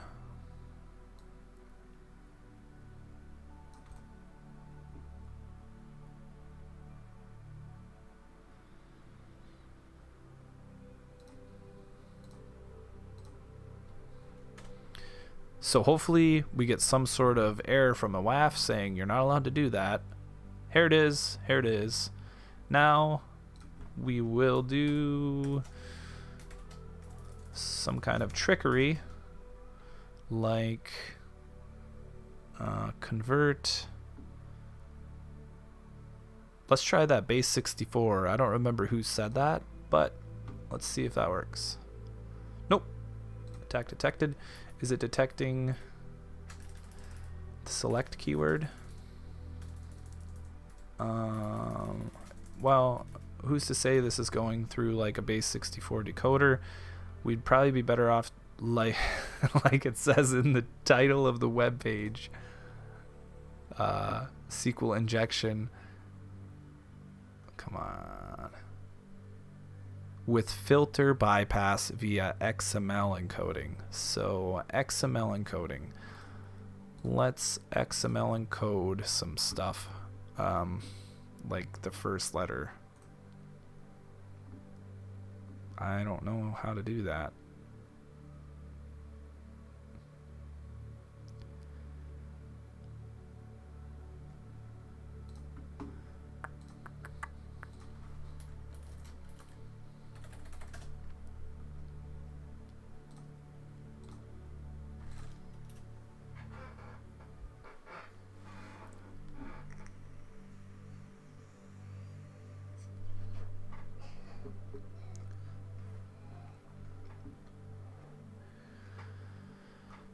See if there's a way to do it in Burp,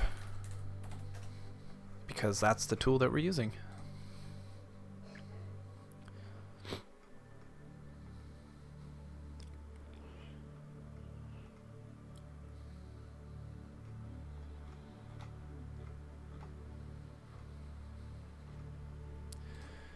All right. Burp scanning base 64 encoded XML requests.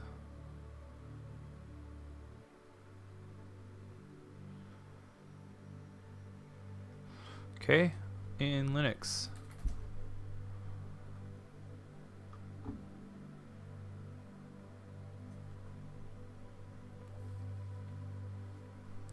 How about we say online XML encoder?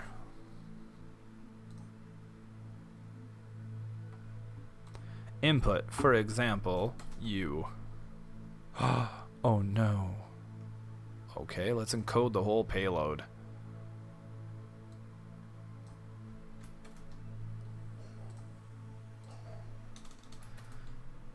Oh no, it's the same. Okay.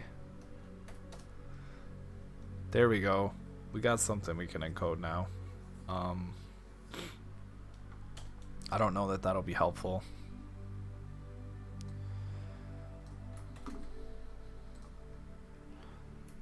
So what's going on? Why did they say in the course material that we can encode stuff if Google knows nothing about it? Let's see what's going on here. For example, the following XML-based SQL injection uses an XML escape sequence. That's what's happening. We need to search different terms. XML escape sequence. Let's take a look at that.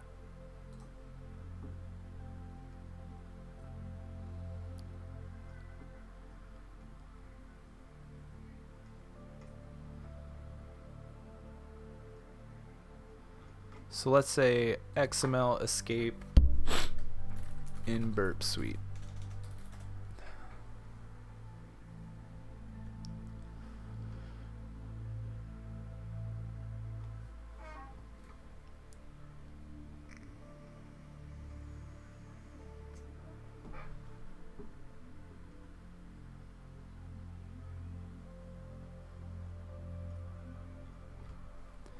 Nothing. XML escape. We'll just look for a chart. Or I guess characters. There are only 5. Well, that's not true. Okay, escape sequence maybe? Is it still... we need that. Sequence letter U.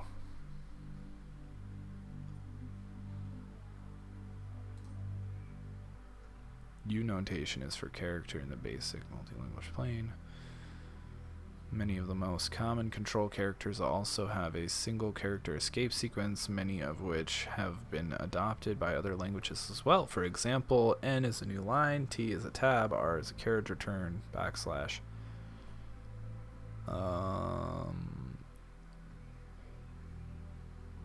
Well...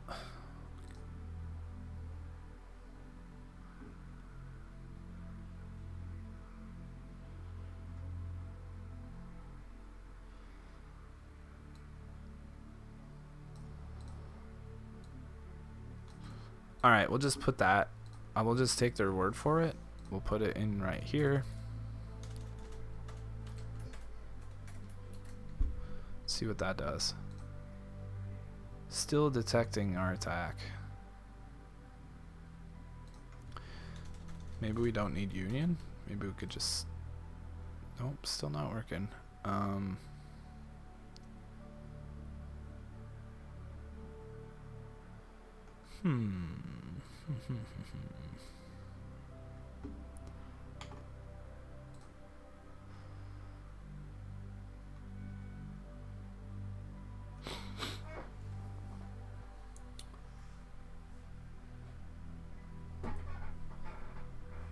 So it's just HTML encoding, is that? Or maybe encoding isn't right. HTML escape sequence. Let's see if burp has something. I feel like it's got to be in burp. I'm not familiar with what it should be called. Is it base 64? Black, blue, red, burp is highlighting. Oh, that was from earlier. It's not base 64. That might work though. I don't know why it would though. I can't imagine what on the back end would be processing.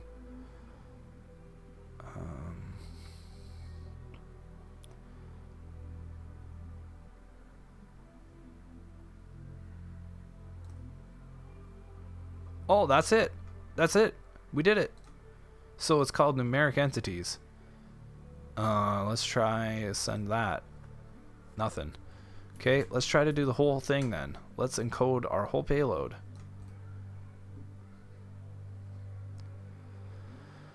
Convert URL. URL encode all characters. Nope, that's not the right one. Although that might have worked. I guess we could try both. Let's see if both work. Unicode. So now the thing that we wanted has left. It's no longer here. It only worked when we had one letter highlighted apparently. Or I started going into the wrong menu. That's it. Humans are the problem. HTML encode key characters hex entities. There we go. Fully encoded payload. Let's see what happens. Boom. Fully undetected. Units. So we have something called units. And the payload that we sent was union select username password from users.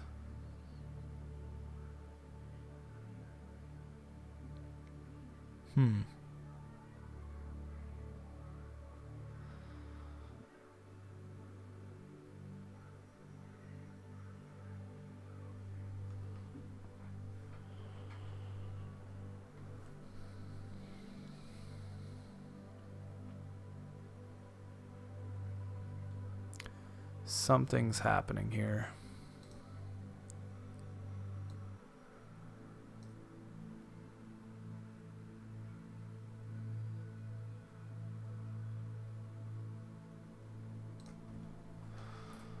Let's throw a single quote in there and see what happens. Attack detected. Convert HTML hex. 0 units. So that didn't change our result at all. Which means it doesn't matter if it's there. So we'll get rid of it.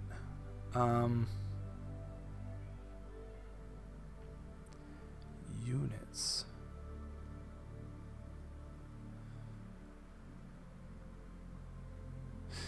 So maybe we're only able to display one thing at a time. So let's do a different payload.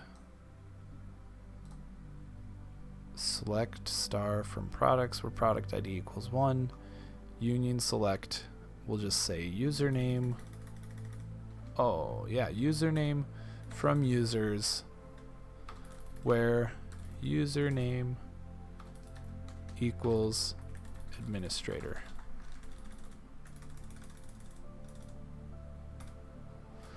Copy all that. We'll paste it in here. And then we'll encode it again.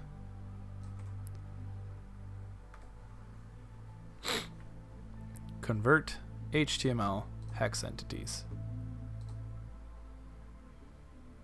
So now we can see, I don't know why that caused more rows to load. That doesn't make much sense. But we can see that the username is indeed administrator, which is great because there's a filter saying that it must be administrator. So we have the username, we know it's a valid record, we know that the payload's working. The next step is to get the password. And my headphones just died. And they're back.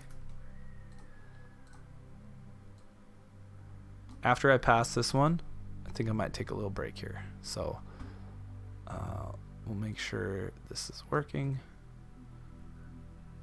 Convert, base 64, no. HTML, yes. Stick to the objective. No!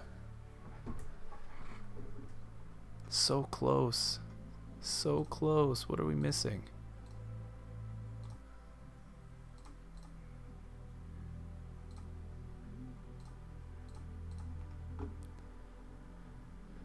Contains a users table which contains usernames and passwords of registered users. To solve the lab, perform a SQL injection attack to retrieve the admin user's credentials, then log into their account.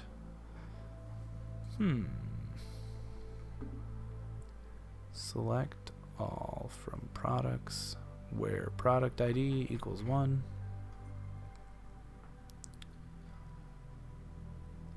This is probably something more like select quantity from products where product ID equals 1. Union select password from users where username. Maybe we have the wrong username. It is saying admin. I thought that we validated that that would work, but also we got 3 results.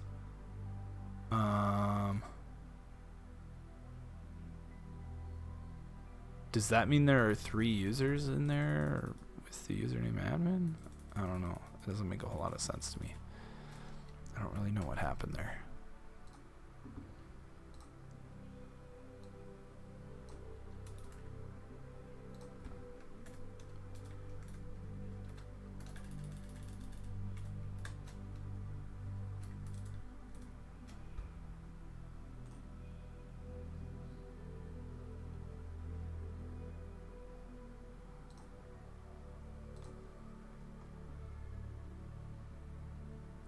All right, what's happening? Why are we getting this? Why are we getting 3 results?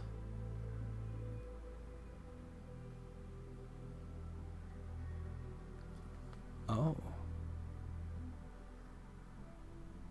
Is it because there's a limit and we've gotten rid of the limit with our comment? That could be it. Let's test it. So let's get rid of that. Instead of commenting everything out, we'll leave the limit in. Or we could add our own limit 1.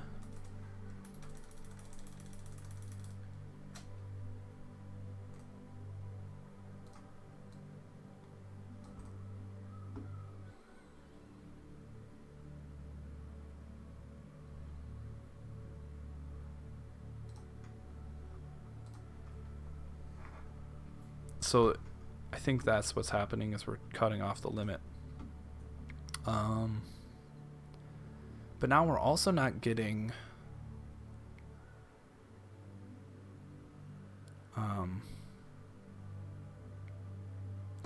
we're not getting anything that we want. We're not getting any credentials. What's happening here? Show response. Let's go back to plain text and we'll change this to select username from where users is admin.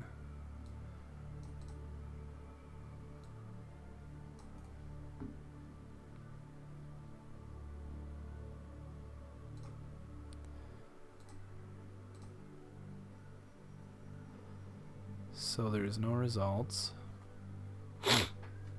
Press F2 for focus. Can I modify it?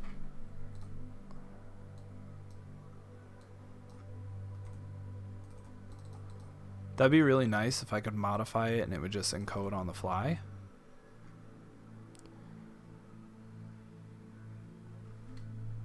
URL encode as you type, maybe? Well, no, we want HTML encoding, not URL encoding. So, oh, union. So we should have more than one row. Limit 2, maybe? I guess it depends on how that's processed, but if we go like this, that should make the limit stick to our first one. Or the limit will be applied to our query instead of the outside query or the web applications query. Convert HTML encode all characters. Send. I don't know what's happening here.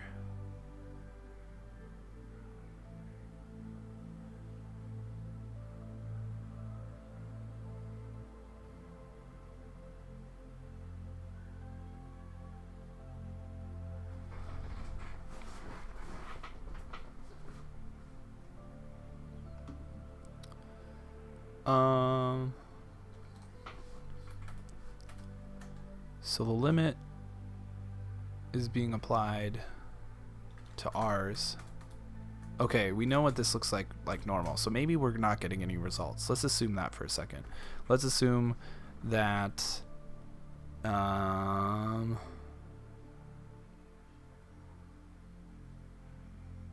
why not just dump all the users? We're using a union. Select username from users. We'll just leave it at that. That should dump all the users. And there's no limit being applied. So if this works the way I think it will, I'm expecting to see these 3 results and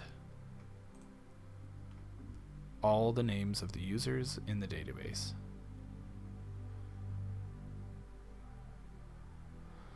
You guys, my head hurts so bad from this. There's all the users. Cool. Now we need the administrator user, whose name indeed is administrator.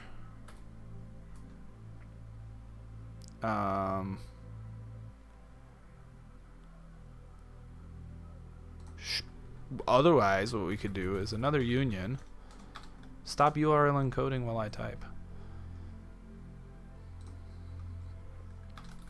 Union select password from users. And now we should get the username followed by, or we should get a list of usernames followed by a list of passwords, maybe? I don't know how it will actually output, to be honest. Let's find out. HTML, encode as you type, set. Here is a password, here is a username, here's a password, here's a username. So, I mean, we could just test all of these. We could assume that this one's for this one. Or we could just go back, use something like this. Select password from users, where username equals administrator. And then we'll get rid of the union. And get rid of the insert. URL, HTML and code, to hex, send. There it is. So this is the admin's password. We'll copy that. We'll log in as the administrator.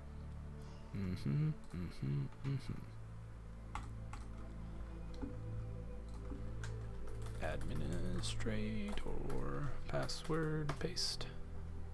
Never save, solve the lab. Woohoo, woohoo. Alright, you guys. Well, I'm going to call it a done. I don't know if that's how. No, I know for a fact that's not how you say that.